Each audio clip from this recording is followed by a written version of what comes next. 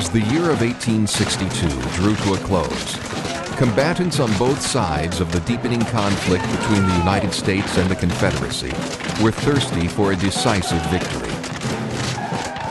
In September of that year, Confederate General Robert E. Lee's invasion of Maryland failed to bring that border state into the conflict on the southern side. His invasion of the northern-held territory ended with the bloodiest single day of the war during a battle along the Antietam Creek near the town of Sharpsburg.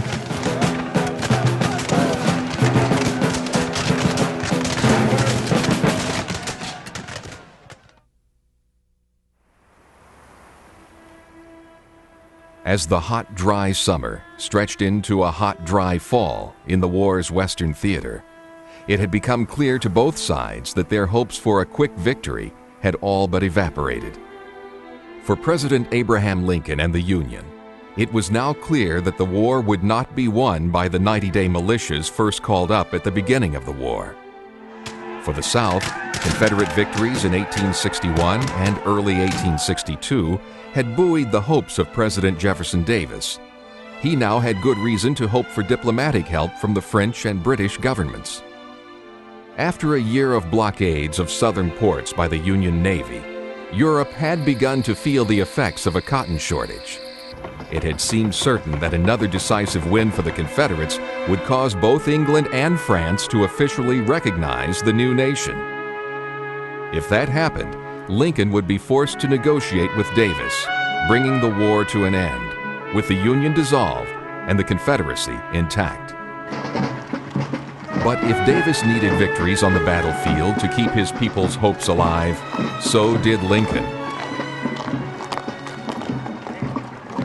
Few in the North shared the rail splitters' missionary zeal for the preservation of the Union.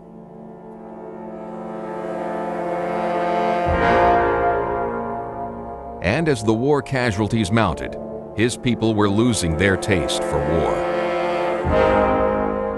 As the first anniversary of secession approached, both leaders had found themselves looking homeward to the key border state where both had been born. Kentucky was now the key theater of America's tragic drama. Kentucky's neutrality rankled both President Lincoln and President Davis. Each had looked to that state for the victory that would turn the tide. For 9 months, the commanders of the two nations' western armies had played a wide-ranging game of chess in and around Kentucky without ever fully engaging one another. Both sides had won key victories in Kentucky. General Ulysses S. Grant had taken 2 Confederate forts, Henry and Donelson, on the Tennessee River, and General Kirby Smith had routed a Union force at Richmond, Kentucky, on his way to Lexington and Cincinnati. But still, the big win had eluded both Braxton Bragg, commander of Jefferson Davis's Army of the Mississippi, and Don Carlos Buell, commander of the Army of the Ohio. Now, as their men suffered from the effects of the drought that had afflicted Kentucky and Tennessee since early spring, and after non-engagements at Cincinnati and Louisville, the two armies had reached the point of unavoidable conflict. Among the rolling hills of north-central Kentucky, near the limestone bluffs of the Chaplin River, Buell and Bragg would send their armies against one another in one of the bloodiest battles of the Western theater, Perryville.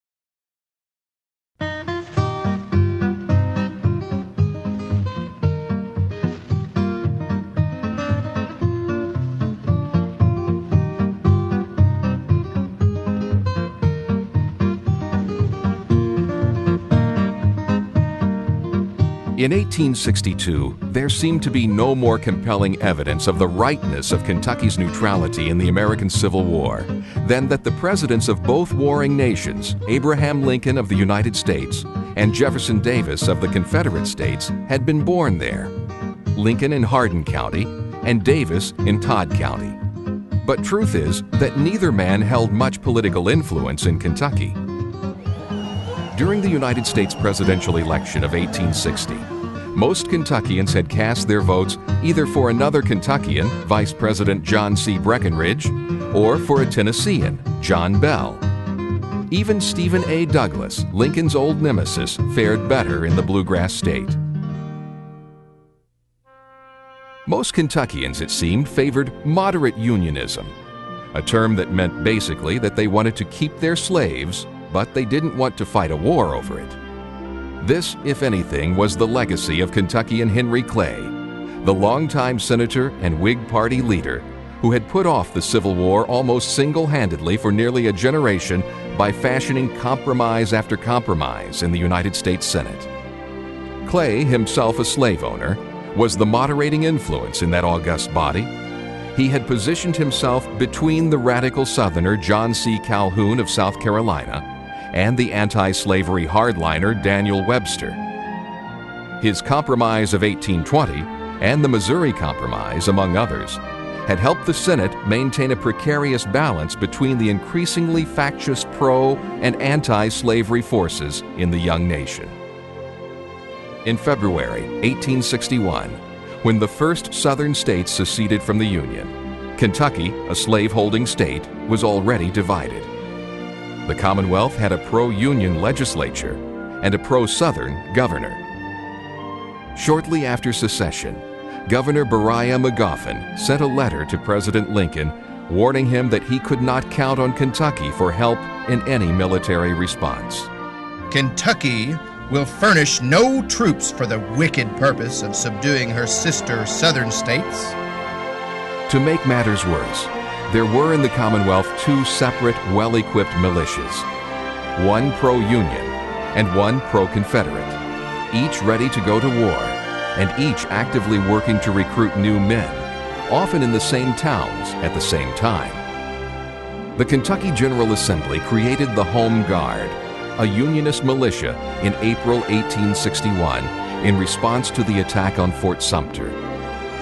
This was done in defiance of Governor Magoffin, whose sympathies clearly lay with the year-old State Guard, a pro-Confederate militia created and led by the Mexican war hero Simon Bolivar Buckner.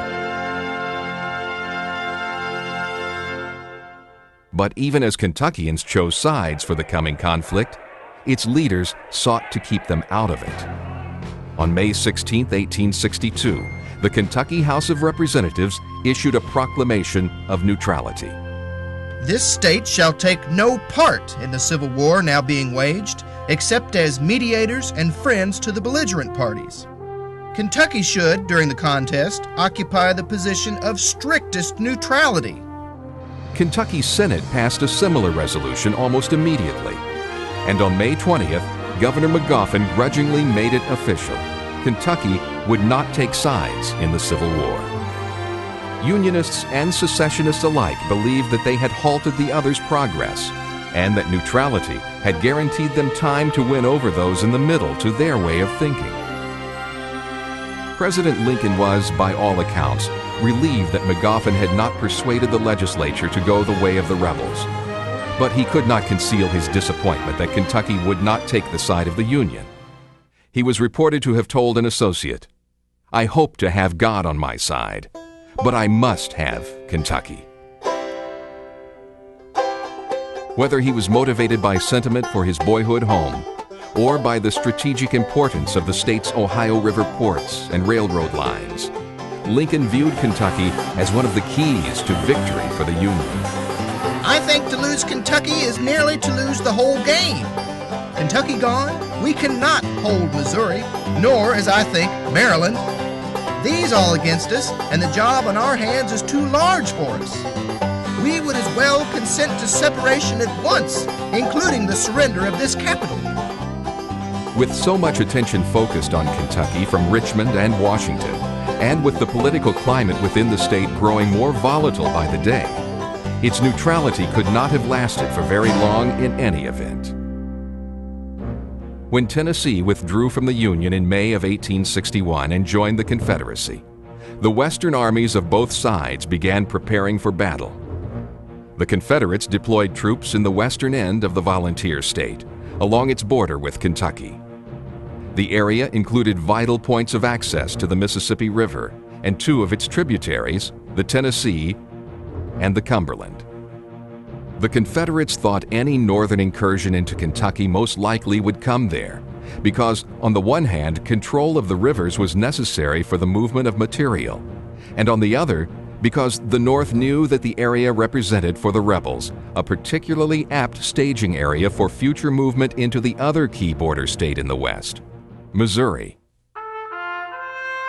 Sure enough, the Union began gathering men and arms at Cairo, Illinois, just across the Ohio River from western Kentucky.